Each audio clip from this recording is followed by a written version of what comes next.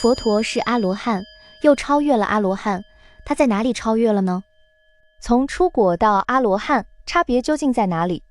你现在看到的不是那种忽悠你的小故事，而是关于苦从哪里来、如何停止的最核心方法论。我们继续学习杂阿含卷14第348经，佛陀是阿罗汉，这是他的10个名号之一。但他又超越了阿罗汉，哪些方面超越了阿罗汉呢？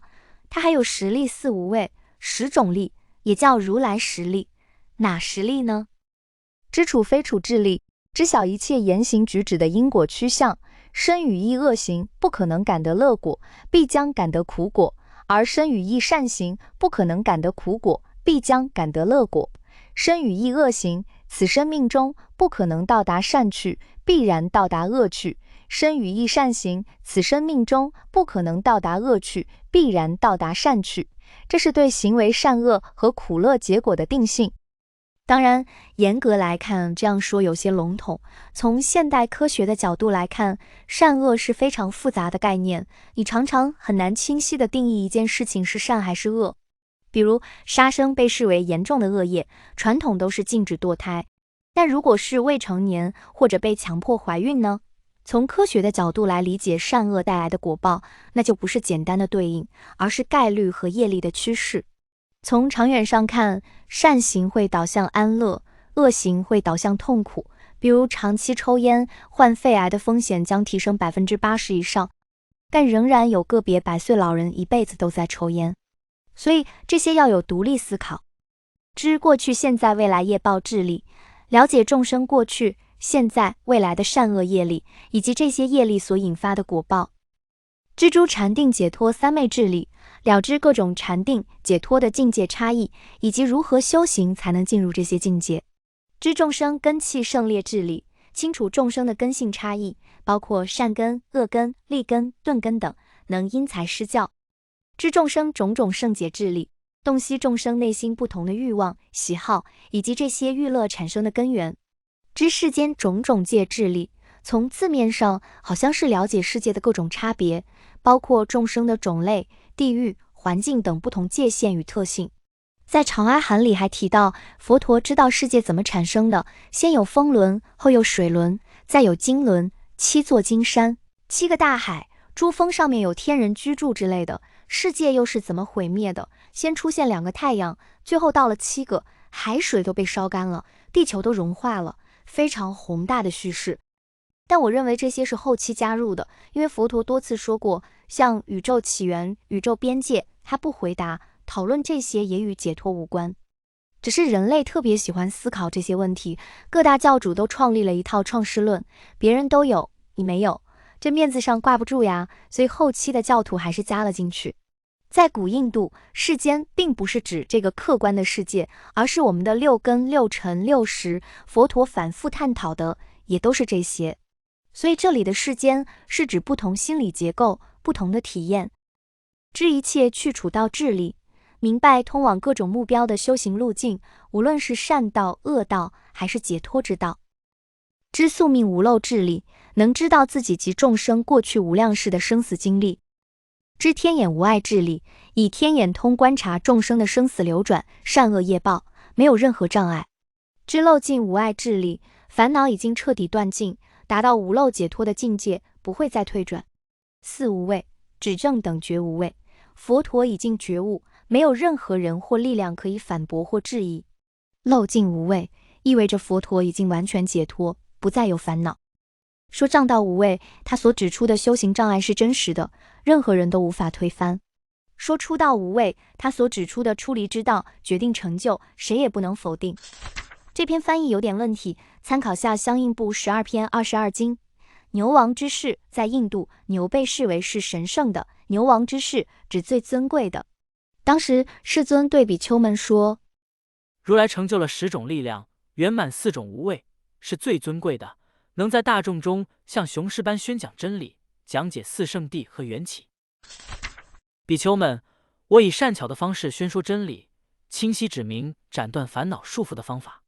你们既然凭着信心出家，应当精进不懈，哪怕修到身体只剩皮肤、筋腱和骨骼，血肉都已枯竭，也要靠着勇猛精进，对尚未达成的目标始终不放弃精进。为什么呢？懈怠的人会深陷痛苦，被各种恶法、不善法束缚，修行逐渐衰退。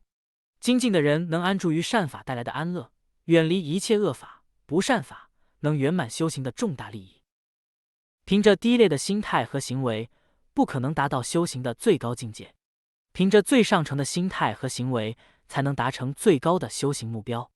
比丘们，在佛陀我的亲自教导下，这样清净的梵行就是最上乘的修行。因此，为了让尚未达成的目标，为了尚未实证的解脱境界，你们应当精进修行。像这样，我们出家修行绝非徒劳无功，而是有果可证、有果报可得的。而且，那些供养我们衣服、饮食、卧具、治病汤药的人，也能获得巨大的修行果报和丰厚的福德。比丘们，你们应当这样修行：看到对自己的利益，应当以不放逸，努力圆满修行；看到对他人的利益，应当以不放逸，努力圆满修行；看到对双方的利益，也应当以不放逸，努力圆满修行。这里对他人的利益，是指在接受供养的时候，能以这样的机会，通过言传身教，让供养者得到正法的利益，而且当场就能得到身心的愉悦。这是很有效的双赢模式，并不是很多人认为的大师会加持我。349经善来，用来称呼能在有正法的地方出家的人，经常用在僧团内部。世尊对比丘们说：欢迎你们出家，你们要好好修行，获得解脱的利益。你们能投生在有圣者的地方，六根健全，头脑聪明，能够没有障碍的沟通讨论，无论别人说什么，你们都能领会其中的意思，这很难得。在佛陀我的亲自教导下，你们更要好好努力。不容易啊，佛陀也经常要给学生们打气加油，在你想要放弃时，提醒你别停下来，再撑一下，真正的自由就在前方。350经，世尊跟比丘们说：我经常讲此有故彼有，此无故彼无。多闻的圣弟子不应生出这样的念头，那是因为有什么，所以才有那个；因为什么升起，所以那个才升起；因为什么不存在，所以那个才不存在；因为什么灭除了，所以那个才会灭除。相反，多闻圣弟子只要知道，因为这个存在，所以那个才存在；因为这个升起，所以那个才会升起。这就是缘起。也就是说，你们不要去追究世界从哪来，我从哪来，死后又去了哪里，也不要管所谓的本体、起源、终点。你只要看清这个因果连锁反应，断掉这个连锁反应，知道苦是怎么来的，知道苦怎么断，就能解脱了。佛陀是很典型的实用主义者，别花时间精力去折腾那些与你的解脱和幸福无关的事情。351经，意信、意欲、意闻、意行觉想、意见审谛忍，只不是靠信心，不是靠喜好，不是靠听闻，不是靠逻辑思辨，不是靠认可某种见解。当时尊者那罗、茂施罗、殊胜、阿难住在舍卫城的象耳池边。尊者那罗对茂施罗说：如果不靠信心，不靠喜好，不靠听闻，不靠逻辑思辨，不靠认可，你能确定有生就必定有老死吗？是的，我确定有生就必定有老死。参考下相应部的内容，这中间缺失了一大段，否则对话显得有点跳跃，咱们补全他们的对话。你真的确定有三界的种子就必定会有生吗？是的，我确定。你真的确定有直取就必定会有三界的种子吗？是的，我确定。你真的确定有无明就必定会有身口意的造作吗？是的，我确定。就这样一个个追问下去。有灭指缘起里的那个有知，三界的种子都灭除了，然后又反着追问。你真的确定没有三界的种子就必定能证得涅槃吗？是的，我确定。像这样顺逆缘起都追问完之后，那罗又接着问：茂施罗尊者，既然你真的确定没有三界的种子就必定能证得涅槃，那你就是阿罗汉喽。被将军了。茂施罗尊者沉默不答，那罗追问了3次，他依然沉默不答。这时殊胜尊者跟茂施罗尊者说：你休息下，我来回答吧。救兵来了。好，你替我回答吧。于是他们俩又重新来了一轮问答，前面的内容都一样，标准答案。书圣尊者，你真的确定没有三界的种子，就必定能证得涅槃吗？是的，我确定没有三界的种子，就必定能证得涅槃。既然你真的确定没有三界的种子，就必定能证得涅槃，那你就是阿罗汉喽。我只说我确定没有三界的种子，就必定能证得涅槃，但我还没成为断尽烦恼的阿罗汉。你这话前后矛盾啊！既然你真的确定没有三界的种子，就必定能证得涅槃，怎么又说自己不是阿罗汉呢？我给你打个比方，就像路边有一口井，却没有绳子和水桶。这时有个行人被酷热干渴逼迫，他绕着井却没找到绳子和水桶，只能望水兴叹，却没法喝到水。同样的道理，我确定没有三界的种子，就必定能证得涅槃。我亲见了缘起，但我自己还没能证得阿罗汉。这时阿难问那罗尊者：你觉得书圣尊者回答的怎么样？他回答得很好，真实不虚，我没什么可再说的了。352经，这篇把四圣谛和缘起进行排列组合，并且改变了通常沙门和婆罗门的意思。沙门，沙门数；婆罗门，婆罗门数。在这里实际上指的是四双八倍圣众，有学无学圣者。沙门义、婆罗门义指灭除贪嗔痴。世尊对比丘们说：如果沙门、婆罗门不知道各种法，不知道法的根源，不知道法灭除后的状态，不知道灭除的方法，那么他们算不上真正的沙门，也算不上真正的婆罗门，他们也无法成就沙门和婆罗门本来的含义，更不能证阿罗汉。为什么这么说呢？因为他们不知道四谛和缘起。也就是说，不知道四谛和缘起，就不是四双八倍圣众，也无法灭除贪嗔痴。353经，这篇类似的要注意的是，12因缘是环环相扣的。这里举了个例子，因为有六入，所以才有六处。因为你眼睛看到了，耳朵听到了，才有接触，才有种种分别。所以六入是六处的根源，六入是六处的集。如果你眼睛不再看到，耳朵不再听到这些内容，没有了接触，就没有这些分别，也不会有之后的爱取。把其中某个环节断了，也是修行的方法。你觉得自己最容易被眼、耳、鼻、舌、身、意中的哪一个牵着走？容易被美食诱惑，被八卦吸引？留言说说你的软肋吧。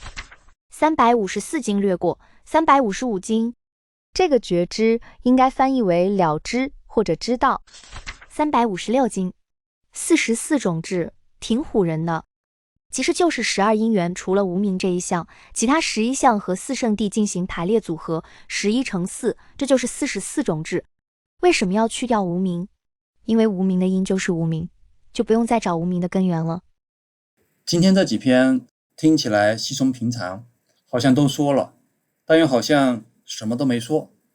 不靠信心，不靠喜好，不靠听闻，不靠逻辑思辨，不靠认可，你能确定有生就必定有老死吗？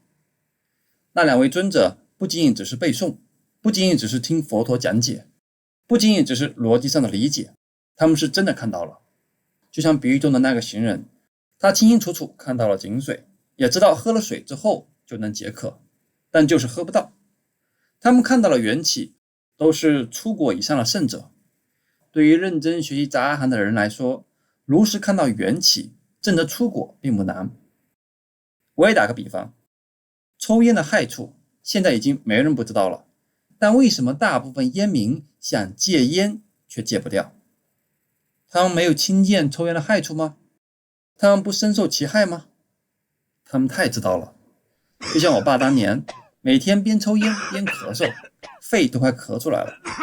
他们每天都在亲身感受吸烟的害处。但戒烟真的很难吗？之前我专门讲解过，如果你确定要戒烟，真的很容易。当你决定戒烟的时候，你的戒烟已经成功了。但为什么戒不掉呢？观念、习气、冲动、侥幸。轮回也一样，轮回也挺好的嘛，还是挺美的。这一篇和前一篇的虚生经要结合在一起看。有观众问，阿罗汉连初禅都没证吗？会解脱阿罗汉刚证果的时候，可能没有证得初禅，因为初禅不是必要条件。那么现在关键的问题来了，证阿罗汉又不仅仅只是知道缘起，看到缘起，你还要喝到那口水。你有没有类似的经验？道理都懂，但实际上做不到。你现在最想断的一个小烦恼是什么？比如忍不住刷手机，容易生气，在评论区立个 flag， 咱们互相监督。所以水你喝到了吗？在评论区告诉我。